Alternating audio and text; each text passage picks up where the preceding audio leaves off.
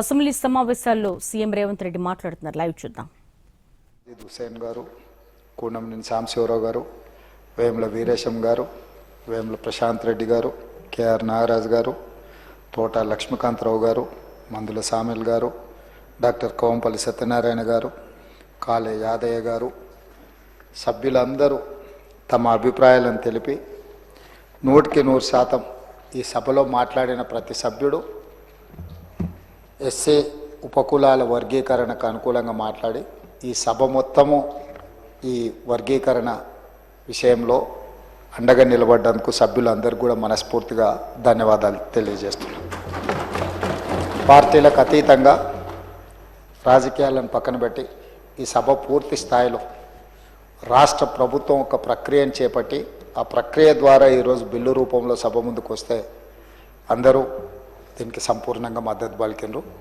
మీ ద్వారా సభ్యులందరూ కూడా మనస్ఫూర్తిగా ధన్యవాదాలు తెలియజేస్తున్నా అధ్యక్ష. దీని నేపథ్యం దాదాపుగా 30 సంవత్సరాల నుంచి జరుగుతున్న సుదీర్ఘమైన పోరాటం. ఈ పోరాటం తెలంగాణ రాష్ట్ర ఏర్పాటు ప్రక్రియ ఎంత సంక్లిష్టంగా ఉండి చివరికి ఆ సమస్యకు ఒక పరిష్కారం దొరికిందో శాశ్వతంగా శ్రీమతి సోనియా గాంధీ గారి నేతృత్వంలో ఈనాడు ఈ వర్గీకరణ విషయంలో కూడా మాదిగా ఉపకులాల వర్గీకరణ కూడా సంక్లిష్టమైన సమస్యగా మారి తెలంగాణ సమాజం అదేవిధంగా ఆనాడు ఉమ్మడి రాష్ట్రంలో కూడా రకరకాల పోరాటాలను ఎదుర్కొని చాలామంది దీంట్లో చనిపోయిన వాళ్ళు ఉన్నారు.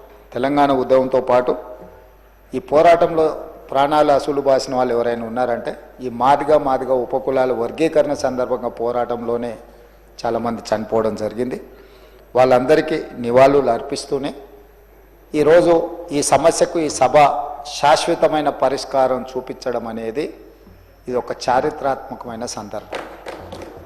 వ్యక్తిగతంగా నా మనసుకు చాలా దగ్గరగా ఉన్న అంశం ఇది. నేను జడ్పీటీసీగా, ఎమ్మెల్సీగా, ఎమ్మెల్యేగా, ఎంపీగా, ఈనాడు తెలంగాణ రాష్ట్ర ముఖ్యమంత్రిగా వివిధ బాధ్యతలు నేను ప్రజా జీవితంలో ఈ వర్గాల అండగా నిలబడి మా ఎదుగుదలలో పూర్తిగా సహకరించి ఈరోజు ఈ సమస్యకు పరిష్కారం చూపించడానికి నాకు ఒక అవకాశం వచ్చింది. అందుకే ఈ సమస్యను శాశ్వతమైన పరిష్కారం ద్వారా ఈ వర్గాలను ఆదుకోవాలన్న ఆలోచననే మా ప్రభుత్వం యొక్క విధానం అధ్యక్ష. అదేవిధంగా అధ్యక్ష, దీని నేపథ్యం 2004 డాక్టర్ వైఎస్ రాజశేఖర రెడ్డి గారు ఈ వర్గీకరణ చేపట్టాలి, చట్టం చేయాలని చెప్పి ఇదే సభలో ఆనాడు వారు తీర్మానం ప్రవేశపెట్టి సభలో తీర్మానాన్ని ఏకగ్రీవంగా ఆమోదింపజేసారు అధ్యక్ష. అదేవిధంగా ఆ తీర్మాన నేపథ్యంలోనే కాంగ్రెస్ పార్టీ 2007లో ఉషా మెహ్రా కమిషన్ నియమించి ఈ కమిషన్ 2008 మే నెలలో తమ నివేదికను కేంద్రానికి అందజేసింది అధ్యక్ష. రాజ్యాంగంలోని ఆర్టికల్ 341లో సవరణలు చేయడం ద్వారా రాష్ట్ర అసెంబ్లీ చేసిన ఏకగ్రీవ తీర్మానాలను పార్లమెంట్లో ఆమోదించవచ్చని ఉషా మెహ్రా కమిషన్ నివేదిక ఇచ్చింది. కానీ వివిధ కారణాల చేత వాయిదా పడుతూనే వచ్చింది, అది అమలు జరగలేదు అధ్యక్ష. కాంగ్రెస్ పార్టీ చరిత్ర మీకు తెలుసు, ఈ దేశ ప్రజలకు తెలుసు. డాక్టర్ బాబాసాహెబ్ అంబేద్కర్ గారిని రాజ్యాంగ నిర్మాతగా, రాజ్యాంగం రచించడంలో చైర్మన్గా వారిని నియమించడంతో మొదలుపెట్టిన పండిత్ జవహర్లాల్ నెహ్రూ గారు మొదటి క్యాబినెట్లో డాక్టర్ బాబాసాహెబ్ అంబేద్కర్ గారిని న్యాయశాఖ మంత్రిగా నియమించడం జరిగింది అధ్యక్ష.